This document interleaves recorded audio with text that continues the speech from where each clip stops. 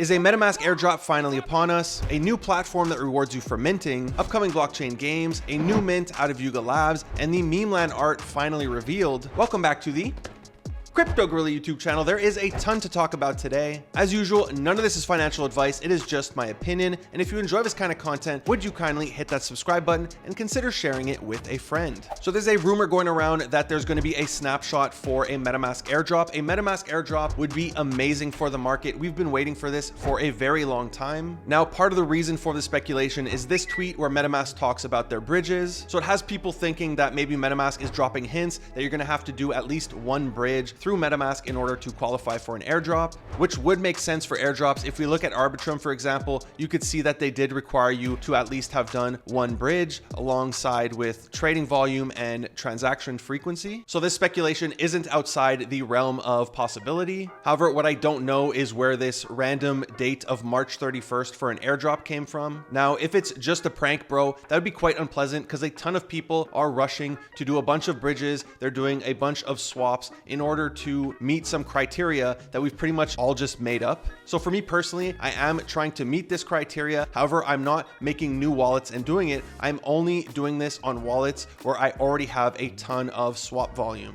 Now, what I'm personally doing is I'm taking my wallets, I'm going on Dune. Here, this is a random wallet. I'm going to link this down below. You just drop your wallet here. You're going to need an account. It's free to make. Then you drop a wallet here, and there is a queue because a lot of people are trying to do this. Eventually, it will show you this data, and you're going to see how many swaps you've done. People are saying you need at least 5 swaps. And then if we scroll down, you're going to be able to see the swap volume. So this does not count ETH to WETH. Apparently that does not qualify. So you're going to want to have done ETH to USDC or to whatever other token, and vice versa. It works the other way if you go from USDT to ETH. And then once I've found a wallet that already has a ton of volume, because they're saying, I'll tell you the criteria. They're saying 5 swaps, at least 1 bridge. Some people are saying 4 bridges. I'm going to go with 1 bridge. Maybe I'll do 4 just to be safe, but I think at least 1 bridge should be your minimum. And they're saying you need at least $1,000 in trading volume. Now, I'm not making new wallets and doing $1,000 in swaps just to get that volume, because that's just a waste of gas, right? You're burning a ton of money. Like I said, I'm doing this on existing wallets. And in order to bridge in Metamask, what you're going to do is you're going to click your Metamask. You're going to click right here, portfolio site. And then from here on the side, you could do swaps within this, but you can also click here and do bridge. And from there, I could bridge from Ethereum mainnet into whatever I want, into Arbitrum, into Polygon. Normally I wouldn't do it here because it is more expensive, but just to qualify for an airdrop, I am doing at least 1. I'm personally going to do it 4, but at least 1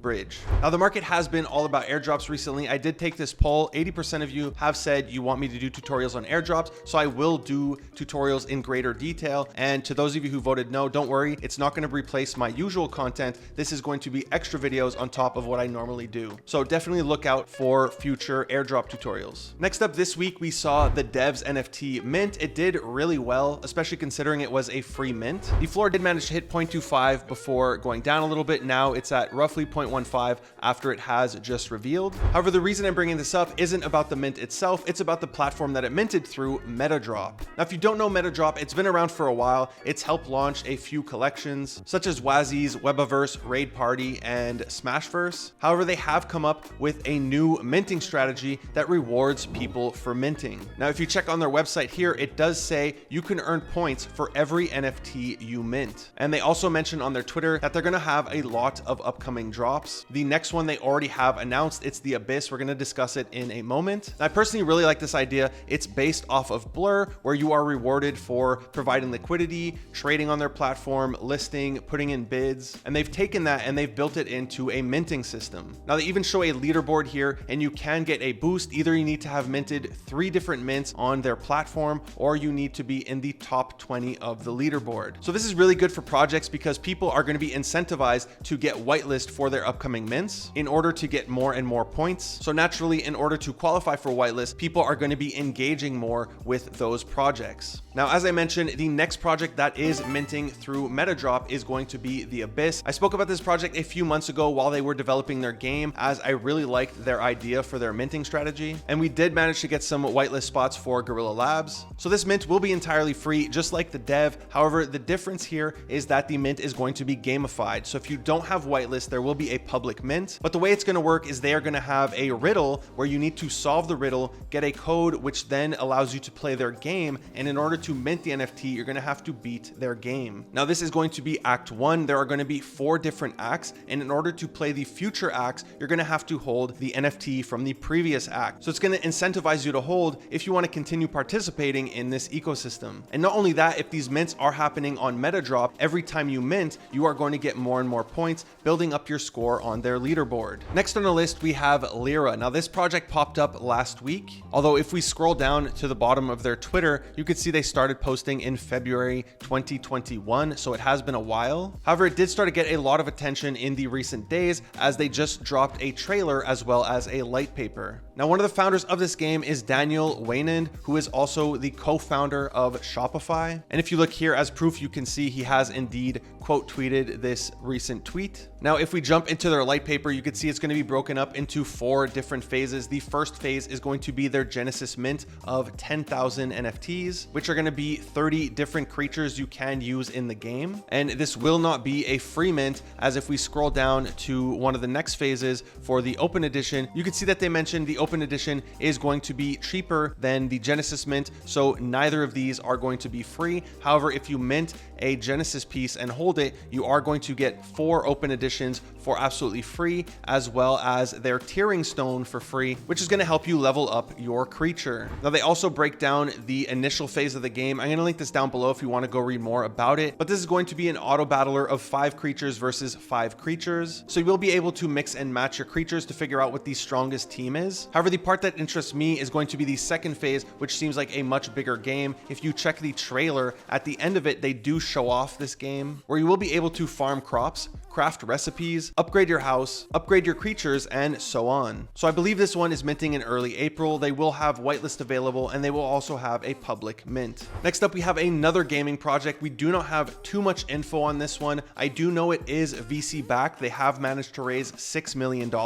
And if we look on the website, you do get a glimpse of what the gameplay is going to be. It does, or I'm assuming this is a mobile game. It does look like a shooter, but that is pretty much all we know about it for the time being. However, one of the reasons I'm telling you about it today is they do have this join the waitlist button where you can input a wallet. So hopefully by putting a wallet, you will have better odds of getting whitelist since you're earlier compared to everyone else. Now, speaking of games, Otherdeeds had their second trip this weekend. We were split into teams of 4 where you had to collect the blobs and then feed it to the frogs. And the winning team was awarded with helmets, which will be airdropped later this week. Now, after the second trip happened, there was a lot of mixed opinions. I saw a ton of Twitter spaces happening for it. I personally thought it was a huge success. They had 7,200 players all playing at one time, which is massive for any game. The clear winner is Improbable, who provide them with the technology to be able to run these servers or this system. So I'm guessing they are going to get a ton of demand for their metaverse solution. However, a lot of people seem to be failing to realize the goal of this was not to show off a game or show off questing or whatever. The goal of this was to test their system and try to have thousands of people all playing in one area together. So for that, I think this was a huge success. Now, Yuga Labs also just announced this, the Legends of Mara, which will be an expansion into their lore where we discover more about the Kodas. And along with it, they're going to have a claim for Otherdeeds holders where we can go on the website and claim these vessels. So I still haven't done a full deep dive to understand the entire scope of this claim and of this NFT. They just tweeted it roughly 30 minutes ago. However, on the website, you do see what the vessels are going to look like. There are going to be 3 different types, or at minimum 3 different types. And if we keep scrolling, we can see that these vessels are going to be hatching into these creatures called the Mara, and they will have a utility in the game, as here you could see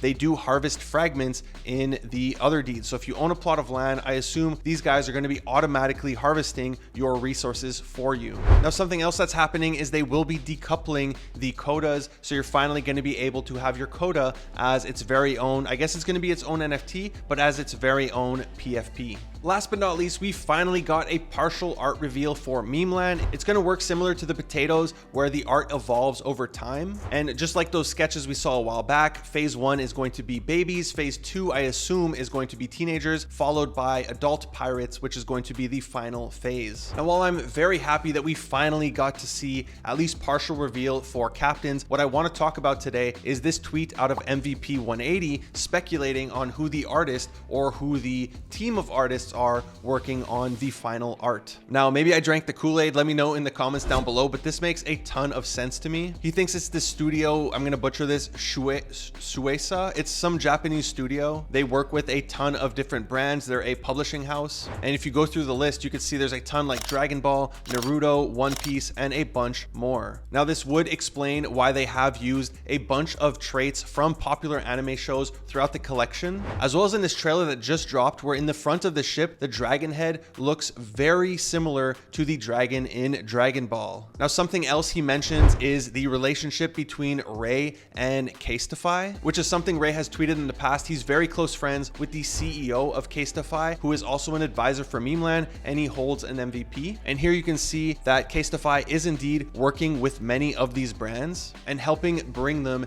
into Web3. So if Memeland is going to be part of the whole bridging these brands from Web 2 to Web 3, he can potentially get access for Memeland holders to any drops that they want to do, which would be massive for Memeland holders. Imagine a Dragon Ball collection, a Naruto collection, a One Piece collection that's actually licensed and has the IP rights. That would be massive. So let me know down below if I drank the Kool-Aid or if this makes sense. And it's almost to the point where it's kind of going to have to be this, because people have such high expectations for the art. Me personally, I do. And full disclosure, I hold at the moment 4 captains. I keep adding to my position because I do want to get more and more maps. That's it for today's video. If you enjoyed it, be sure to give it a big thumbs up. If you aren't already subscribed to my channel, would you kindly hit that subscribe button, smash that bell notification. Thank you for watching the Crypto Gorilla.